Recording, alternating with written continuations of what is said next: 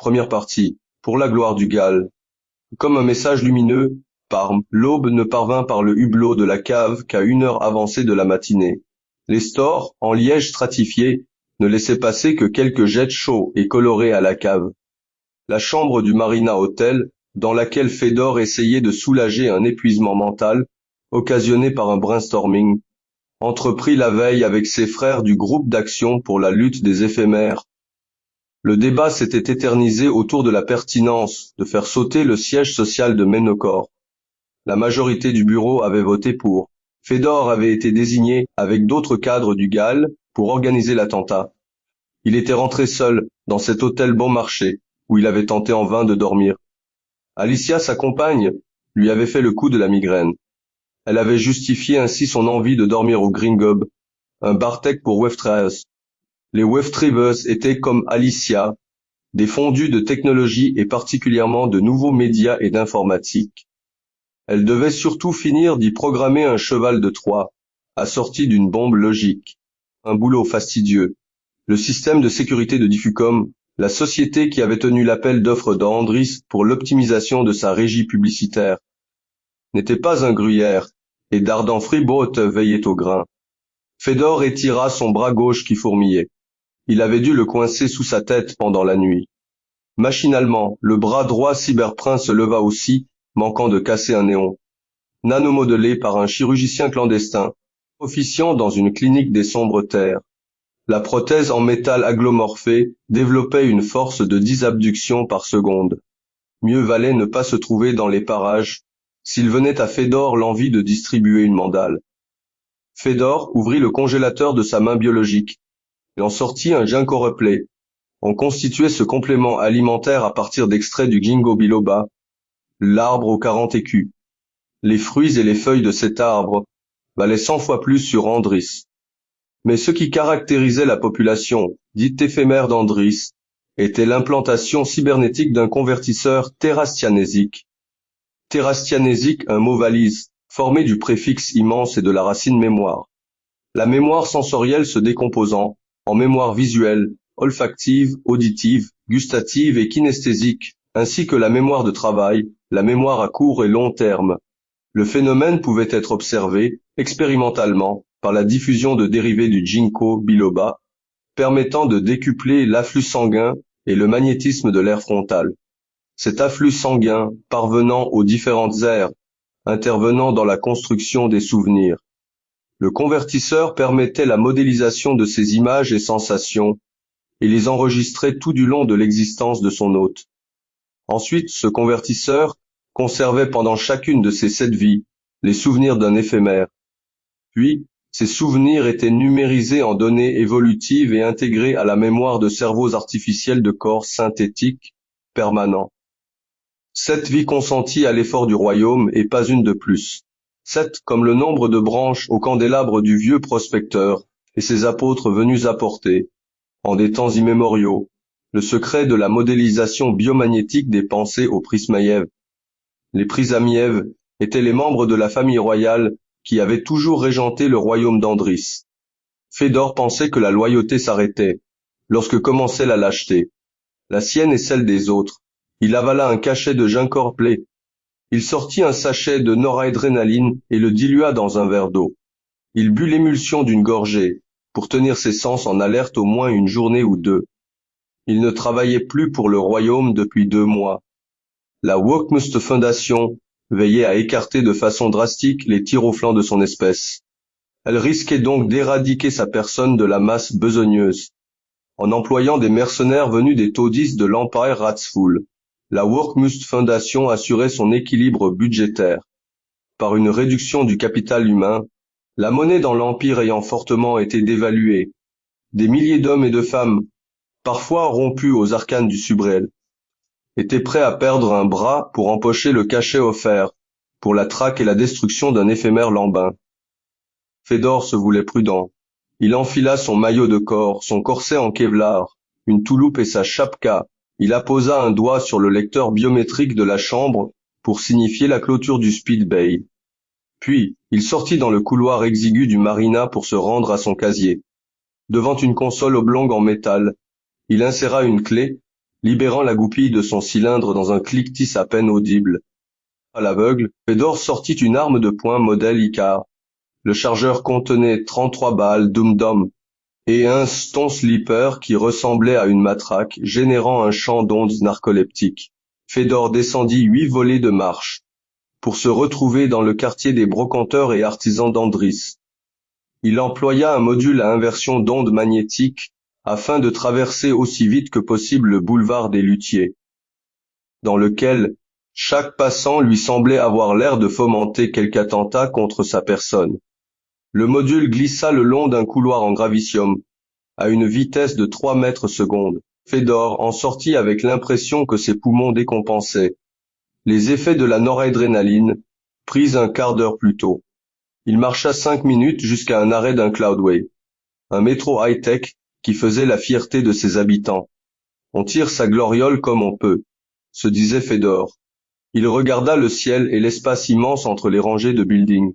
Des files de véhicules volants standardisés traversaient Andritz à toute heure.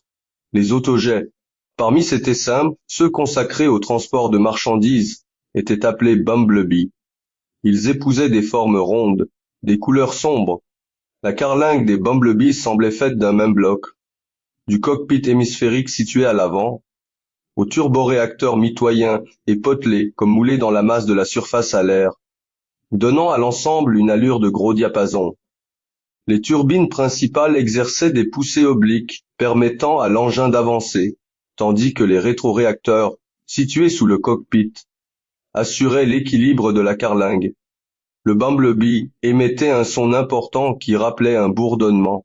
Parmi les véhicules légers, on distinguait les Iglesoirs, qui tenaient ce nom du fait que leur cockpit était surélevé et détaché, comme le cou d'un aigle de l'habitacle arrière.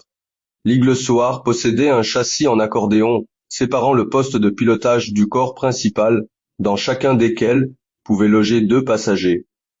Les formes fluides et le cockpit surélevé du Iglesoir lui donnaient un peu l'agressivité d'un oiseau de proie. Sa carrosserie, abritant les tuyères principales, laissait un dégagement logeant les réacteurs latéraux, disposés sous des ailerons dentelés à la manière de plumes. Le carénage, abritant le thermoréacteur par ses lignes à la fois galbées et effilées, disait assez la volonté de donner à cet autojet des formes élégantes. Contre 30 000 écus andriciens, l'Iglesoir faisait le bonheur des éphémères, plus rapide et épousant les formes aiguës d'un rapace. Le Sparrowhawk possédait des réacteurs délivrant des performances très appréciées des pilotes aguerris, et notamment des élevés qui les laissaient conduire par des éphémères compétents. Enfin, les véhicules les moins coûteux étaient les Sparrowsaurs aux formes bombées et ramassées sur leurs réacteurs, qui ressemblaient à 2 paraboles fixées à un cockpit sphérique. Leur taille modeste et leurs ailes triangulaires leur donnaient l'apparence d'un moineau de métal. Tous ces autojets, de même que la flotte militaire, tiraient leur énergie d'un gaz propre et très volatile, le cléium. Il revenait à la compagnie des autojets écoles d'apprendre les rudiments de pilotage et les caractéristiques de chaque modèle de véhicule aux touristes et aux andriciens venus louer l'un d'eux pour 1 heure ou 1 semaine. Ce moyen de transport véloce permettait de traverser l'immense Andris en moins de 2 heures. Andris, royaume à la suprématie technologique incontestée sur Magdalene, un rêve monumental et aérien imaginé par sa mairesse Solène Borsaline. Imaginez des matériaux confondant la transparence du verre, la légèreté de la plume et les capacités isolantes du liège, dans un jeu de volume nanotechnologique, s'élançant en contreforts gaillards, en remparts courbes, en passerelles, autour de grandes flèches aux volumétries accueillantes. Ces formes constituaient la trame verticale dont les espaces post-humanistes se divisaient en zones fonctionnelles, réservées aux employés éphémères et zones de détente managériale pour les élevés, d'immenses plateformes de montage déposées par couches successives, les composants de ce qui serait une entreprise, un bâtiment public, une banque. Des images, géantes et colorées, comparaient les produits d'assurance contre la perte d'emploi. Au milieu d'un raz-de-marée humain, sous leur chapka, des visages inquiets jetaient un œil sur les produits d'assurance contre la perte d'emploi. Les silhouettes uniformes, longues et fines, avançaient en colonne vers des portes d'usines qui les happaient. Suspendu sous un rail qui sillonnait Andris, un Cloudway filait dans un silence absolu. Son revêtement bleu pétrole lui donnait des allures de spectre. Il serpentait dans les grands boulevards aménagés dans les espaces vacants situés entre les blocs des différents quartiers d'Andris. Fedor entra dans la rame, avec sa morphologie caucasienne, son nez épaté et ses yeux cyan, qu'il plissait pour ne pas être abruti de lumière. Son apparence banale lui permettait de prétendre à un certain anonymat, une certaine tranquillité. Il attendait anxieux devant la porte, le prochain arrêt proche de Quieto Square. La porte s'ouvrit. Fedor n'attendit pas l'intrusion des éphémères exaltés à l'idée de rejoindre leurs usines. Il descendit sur le quai, dans un couloir voûté qui se revêtait de carreaux de faïence outremés. Des publigrammes vantaient les vertus du gincorplay, l'honnêteté des travailleurs honnêtes. La contribution de l'ouvrier sera la planche de salut vers son ascension, promettait une speakerine qui prenait autant de soin à sa silhouette qu'à la parfaite expression d'aphorismes, auxquels de moins en moins d'éphémères ne croyaient. Partout, Fedor apercevait des éphémères déambuler dans leurs costumes sombres, le visage figé dans une expression de solitude extrême, et le sourire, amène, arboré en toutes circonstances, n'était qu'un cache-misère. Chacun répétait en silence les mêmes mantras pour se remonter le moral. Encore 3, encore 2, encore une, énumérer le nombre de vies qu'il avait passées à servir les élevés, en espérant connaître un jour l'élévation. Voilà tout le réconfort que Fedor avait pu attendre en échange de ses efforts quotidiens pour rester corvéable et poli. Fedor se les répétait durant chaque jour de sa première vie, avant d'aller programmer les logiciels de bord des autojets et des drones de location de sa boîte. Le travail avait été tranquille, sa première vie soporifique, tout comme les algorithmes censés donner l'autonomie nécessaire pour que la machine soit le prolongement des gestes des hommes, sans se substituer à leur tête. Mais l'intelligence artificielle dépassait souvent les capacités de la matière grise. Pour sa seconde vie, il avait fait le choix de l'armée, mais n'avait récolté en fait de laurier que l'amputation d'un bras, après avoir déminé tout un secteur de Féérus, et des souvenirs de mort, de désespoir qui n'épargnaient ni femmes, ni enfants, ni vieillards. Il reconnaissait toutefois que cette expérience lui avait ouvert les yeux sur les complots tissés par les élites pour rendre leur bastion imprenable. Or, une fois qu'on a ouvert les yeux, les images vous possèdent autant que ce sentiment de révolte vous oppresse, pensait Fedor, avec une surenchère rhétorique, qui n'avait pour but que de cacher les mots plus crus et dissidents, lui venant plus spontanément à l'esprit. Soudain, dans le couloir du Cloudway, l'attitude étrange d'un groupe d'individus alerta Fedor. Ils arboraient tous les trois les bonnets phrygiens, frisés, des habitants de Ratsful. À leur façon de scruter la foule qui s'agglutinait sur le quai, il paraissait évident que ces messieurs cherchaient quelqu'un. Pas pressé d'en découdre, Fedor amorça une retraite vers le hall de la bouche qui s'ouvrait sur Quieto Square.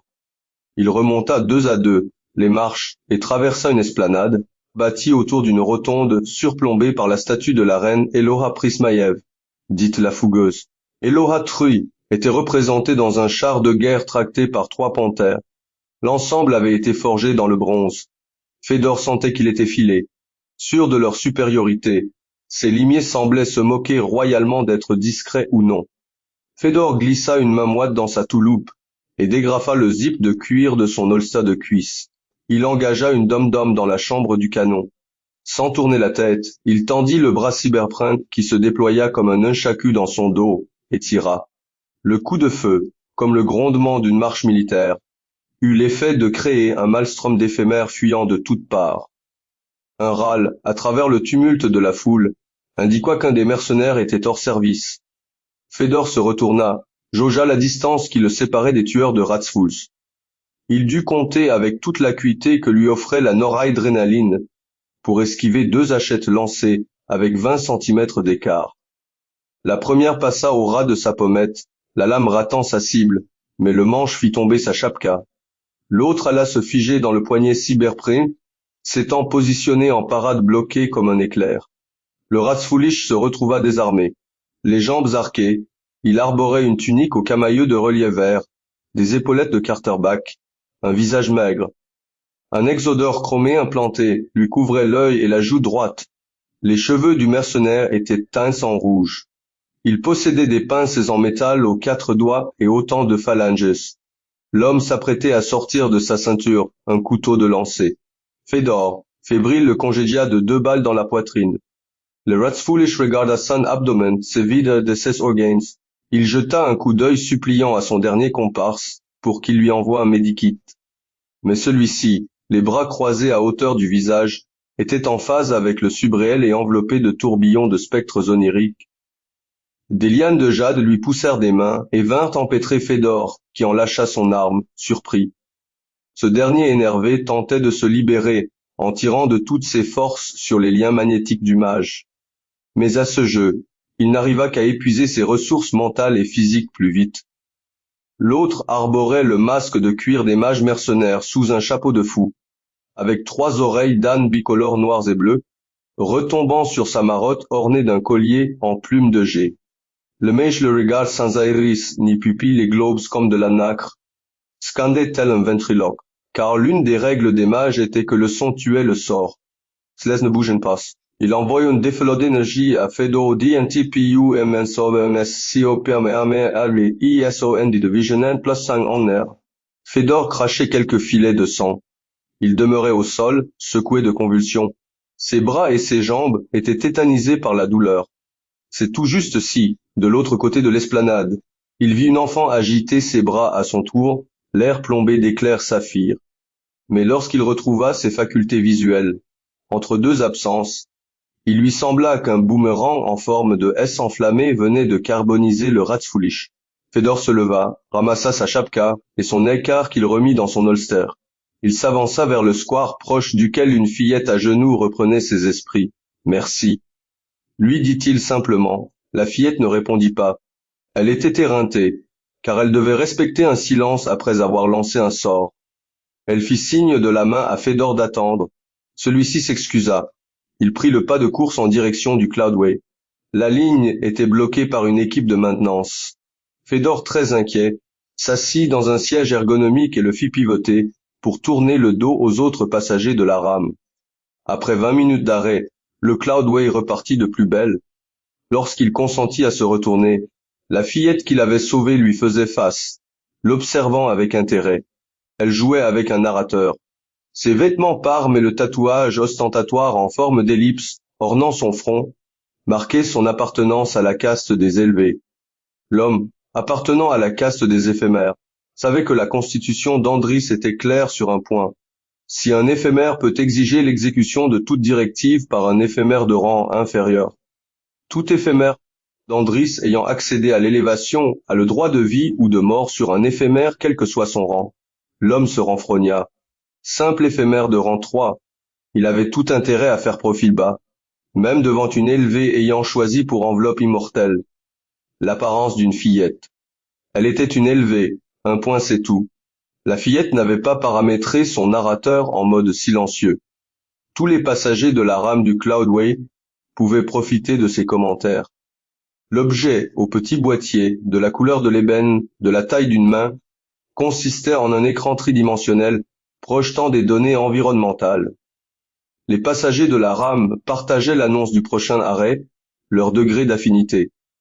De même, une application dévoilait dans le détail le curriculum vitae des passagers, leur phénotype, l'archétype social auquel ils correspondaient. À force, Fedor ne put réprimer un soupir d'indignation. Il fronça les sourcils. « Ok, mais c'est jouvencelle. Merci de m'avoir sauvé les miches. Je ne vous saurai jamais assez redevable, mais si vous pouviez arrêter de jouer avec ce machin, je vous en saurais doublement gré. D'accord, si vous descendez avec moi au prochain arrêt, j'ai comme l'intuition que vous allez au-devant de graves ennuis. Peut-être bien petite, mais cela ne te concerne pas. Tu es une élevée, et partant de là, nos convictions ne peuvent que se télescoper. N'en soyez pas si sûr, monsieur Wojtchenko. Avant d'être une élevée, j'ai été une éphémère qui aurait bien voulu connaître une enfance comme sur Nasret ou à Ratsfool. Tous les élevés ne sont pas des moutons suivants en bêlant l'idéologie de leurs parrains. Si ce que vous dites est vrai, pourquoi ne pas rejoindre les rangs du GAL? Vous vous voulez caustique. alors que j'essaie de vous aider. Ne campez pas sur vos positions, s'il vous plaît. Je peux encore vous éviter le pire. Le pire serait de continuer à parler avec vous, dit Fedor en amorçant son départ. La fillette sembla se vexer. Elle braqua son narrateur sur lui. Le narrateur commença à décrire le profil de l'étranger. Fedor Witchenko, éphémère de rang 3, ancien programmeur pour une entreprise de transport aérien, puis soldat d'un contingent d'éclaireurs sapeurs au terme de sa première métempsychose, s'est illustré dans plusieurs missions coloniales, 1,83 m, métabolisme bon, système pileuse au burne, IE, pâle à dominante bleue, origine contrée de l'Est, nez épaté. Fedor commençait à s'impatienter, mais ne laissait rien trahir de sa colère. À la première station, il descendit du Cloudway, puis verrouilla la porte coulissante derrière lui en pressant sur un bouton poussoir. Happé par la foule qui s'acheminait vers le quartier des affaires, Fedor essayait d'ancrer dans le présent ses pensées. La rixe avec ses inconnus, l'incident évité de justesse avec la gamine, lui rappelait que sa mission ne pouvait tolérer aucun laxisme. Son cursus détaillé par le narrateur de la fillette lui avait déclenché des frissons glacés. Il se rassurait en observant, à part lui, que la jeune élevée n'avait pas tenté de le suivre ou de faire appel à la police d'Andris. Moins une, il traversa un hall spacieux où, assis dans des compartiments, le tout venant pouvait télécharger les informations relatives aux choix politiques du gouvernement, les décrets ordonnés par le roi et les lois votées dans la nuit par l'Assemblée. De même, des éphémères fébriles y prenaient connaissance du nombre de crédits mnésiques accumulés pour se voir allouer une carapace androïde pourvue d'un convertisseur terrastianésique. Tout à ses pensées, Fedor arriva devant un commerce d'animaux domestiques. Le bâtiment massif en béton cellulaire, aux formes courbes et au revêtement végétal, rappelait un peu un tumulus de pierres sorties de l'écrin d'une forêt tropicale. Sur la butte, des mousses, des figuiers trangleurs, des Dryanaria vert fougères. Différents spécimens d'orchidées se développaient et rappelaient les contrées équatoriennes de Féérus. Fedor cherchait sa fiancée. Il observa à travers la vitre qu'une boule de poils lapait, frénétique. Il essayait d'apercevoir une silhouette familière. Il entra en prenant l'allure d'un client indécis. L'intérieur était une vaste surface lambrissée de bois de rose, avec des reproductions de fresques que l'on pouvait trouver dans les cathédrales féérusiennes. Des paravents de bambou divisaient les unités commerciales organisées selon les spécimens. Certains animaux, comme des panthères siamoises, n'étaient là que pour surprendre le client. Fedor se dirigea vers les vivariums où une jolie brune, en tailleur vermillon, observait de son regard vert et opalescent les crotales se repaître de rongeurs. Fedor fit mine, en conservant une petite distance de sa fiancée, d'être absorbé par les ondulations hypnotiques et la calme voracité des reptiles. Il chuchota. « Salut Alicia, prête à voir un vieux rêve se réaliser. Tu as mon sac à boum. Ne perds pas de temps, » répondit Alicia, en lui tendant la sacoche de cuir qu'elle tenait à l'épaule. Le message devrait se lancer à 20 heures, et je ne pourrai pas m'infiltrer à nouveau. J'ai programmé la bombe logique pour qu'elle s'active au moment où un maximum d'éphémères seront dans la rue. Parfait, répondit Fedor. Je vais prendre en main les opérations, et si tout va bien, le drone devrait remplir sa tâche. Tu es sûr de ne pas avoir attiré l'attention sur nous. Ma couverture a fait illusion. En 3 mois de loyaux services, j'ai même failli obtenir une promotion. Les apparences sont souvent trompeuses, Fedor. Allez, dépêche-toi au lieu de jouer les stratèges. Alicia, tu es sûre que ça va? Tu m'as l'air soucieux, oui. C'est juste qu'on n'aura qu'une chance de faire connaître le Gal. Non, il y a autre chose, j'en mettrai ma main à couper. Je finirai bien par le savoir, à tout à l'heure. Quelque chose dans l'attitude sévère de sa fiancée avait alerté Fedor. Il garda pour lui cette impression de malaise et s'éloigna. Dans l'avenue, la circulation était dense et de fait ralentie. Fedor, bercé par le bourdonnement des turbines au Cloyum, ne tarda pas à voir un modèle de sparosaure, de taille modeste et aux ailes triangulaires, lui donnant des airs d'un moineau de métal, se ranger à sa portée. Ce spécimen était d'un jaune démodé. Fedor s'assit dans l'habitacle. Il interpella le chauffeur. L'homme était son ami, un grand balèze, aux bras cyclopéens, à la crinière poivre et sel. Son regard était songeur. sous une paire de sourcils épais et rassurants pour ceux qui l'avaient à la bonne. Le vétéran s'enorgueillissait d'avoir suffisamment travaillé pour prétendre à un aller simple pour Acméeus, la plateforme où vivaient les notables d'Andris. Il ne pouvait croire en cette chimère, et n'évoquait sa longévité qu'afin de séduire une camarade de l'organisation rebelle. La suffisance ne faisait pas partie de ses défauts. Ses yeux se posèrent rieurs sur Fédor qui déclarait « Dis donc Basile, tu aurais pu choisir un véhicule moins criard. Je t'ai fait entrer dans une boîte de location d'autojet. Et toi tu me ramènes un sparosaure assemblé sur Nastaret. » Le chauffeur piqué au vif riposta. « Cette tire sert normalement à assurer la livraison des acras que vend ma femme. Ton patron fait pourtant suffisamment de réclames pour le raffinement des lignes de l'Iglesoir et l'agressivité des Sparrowhawks, plus rapide qu'un épervier. Avant l'été venez l'essayer. Je me suis fait virer parce que soi-disant ma nonchalance ne collait pas à l'image de marque des entreprises apologètes. J'ai 12 jours pour retrouver un contrat. Sinon, je vais prendre une pénalité de 2000 crédits mnésiques. Et il va me falloir une vie de plus pour prétendre à l'ascension. Crois-moi, mes compétences en pilotage compenseront les performances limitées de cet autojet. Je me demande si t'as fermé toutes les boîtes de congélation.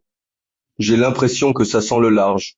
Et les réminiscences férusiennes n'éveillent pas vraiment la nostalgie chez moi.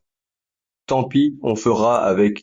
Pour le moment, je dois programmer la minuterie du détonateur pour que la charge se déclenche 1 heure avant les infos du soir. En faisant sauter le siège de Ménocor, on va déterrer la hache de guerre. Je pense qu'on aura à répondre rapidement de cette provocation envers les élevés. Quand ton nom sera associé à cet attentat, qui pourra prétendre encore que Basile Dobrediev est quelqu'un de nonchalant. J'ai surtout peur qu'on associe nos noms à des peines d'emprisonnement qui dissuaderont tout éphémère de commettre à nouveau un attentat contre le royaume. Pourquoi tu joues les ténébreux aujourd'hui? Si on réussit, tu vas être la cible de l'admiration de toutes les DPP du Galles. C'est comme ça que tu as eu Alicia. Je sais pas, demande-lui. C'est quoi ce sourire ironique? Tu crois que je ne suis plus dans le coup? Respecte ton aîné jeune rentrois. J'ai plus d'un tour dans mon carquois. Oui, parfois il faut laisser le dernier mot aux gens exceptionnels.